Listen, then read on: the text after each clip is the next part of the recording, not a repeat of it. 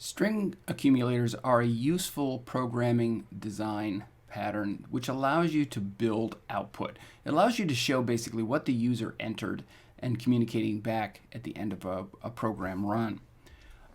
So what is a string accumulator? Well, if an additive accumulator accumulates or totals numbers, a string accumulator, appropriately enough, accumulates strings. So like I said, it's a common tool to build string for output. So for example, if the user enters the numbers 42, 24, 33, and 69, for example, a string accumulator will allow you to accumulate those numbers, not in the sense of adding them up, but in the sense of concatenating them together into a single string. So you can report back to the user and say, you entered the following numbers. What does a string accumulator require? Well, you're going to see that this is very, very similar to an additive accumulator. A variable is needed to hold the accumulated string. I commonly use the name outString for an accumulator. And you must initialize this to the empty string at the start of the program. Now, there's a very important note here. You'll notice at the end, that's two double quotes right together. There is no space between those double quotes. It is just simply two double quotes. So don't put any space between the quotes. Just put two double quotes, or two single quotes for that matter, right together.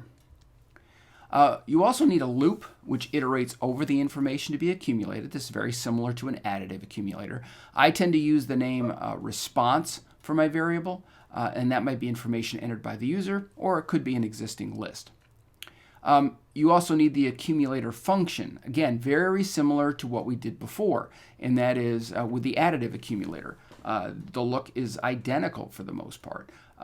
You'll notice that the outString plus equals response, what that does is it concatenates whatever the current response is to the end of outString. Of course, if outString starts as an empty string, the first response will be, in effect, equal to outString, because it will be the only thing that is concatenated to outString.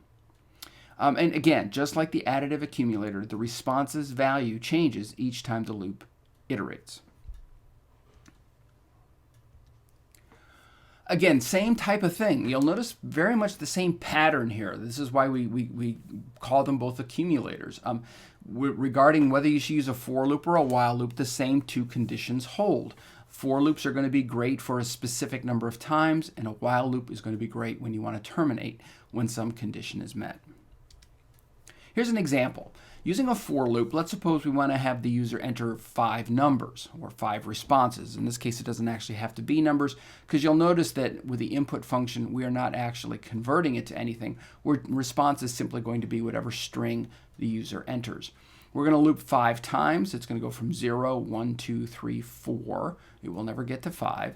And each time the loop iterates and runs, it will concatenate the response to the end of outString. At the end, you'll be able to actually say you entered the following numbers, and it will report it back. Now, you'll notice here that at the end of the accumulator function, I've added also something that is a comma and a space. That allows us to separate the numbers so that they're in a comma separated list. So when you print out the numbers, it'll be 42 comma, 24 comma, etc., which is kind of how we expect the list of numbers to look. OutString, as I said, holds the value as it accumulates. Okay. The for loop iterates 5 times, allowing the responses to be accumulated 5 times, 5 numbers in effect. The response enters, the user enters the 5 responses one by one each time the loop runs.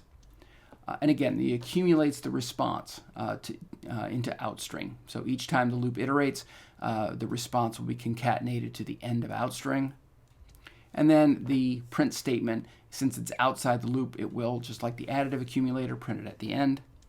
And then if you did enter, for example, the first 5 numbers, it would look like this at the end. So you can see that this allows you to build the string and show the user what he or she had entered. Here's a while loop example. We have here a response. We enter a number first outside of the loop, and that's necessary to get the logic correct here. And we're going to loop as long as the user does not enter the word stop.